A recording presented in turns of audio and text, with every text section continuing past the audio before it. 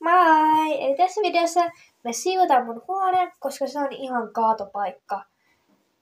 Joten aloitetaan siis huoneen siivous.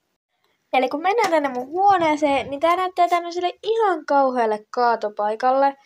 Niin tää olisi ihan hyvä idea siivota. Joten ensimmäisenä aloitetaan tästä keskeltä. Ja koulupöytä pitää myös siivota, mutta sitä ei saa hoideta heti. Ja tiettynä kaikki muutkin pöydät pitää siivota. Ja sitten varsinkin nämä nukkekodit, koska siis täällä on tavaroita, joita ei kuulu olla. Esimerkiksi vaikka tää. Siis mitä tää täällä tekee? Joten aloitetaan nyt siivoaminen.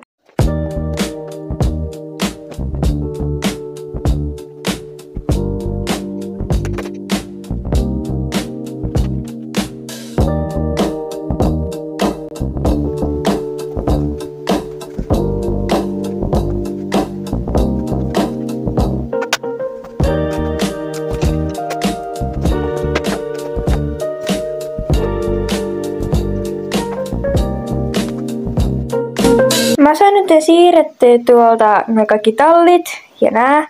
Niin tuolla on nyt noi ja tässä on sitten nää. Niin nyt mä imuroin ton ja sitten tän muun alueen täällä.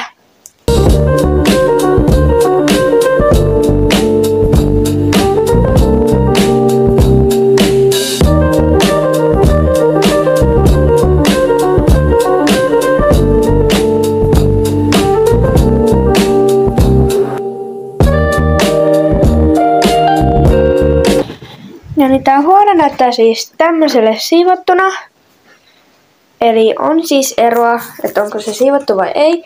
Mutta mä päätän, että nämä hyllyt, niin nää siivotaan, tai siis ei hyllyt, hyllyt.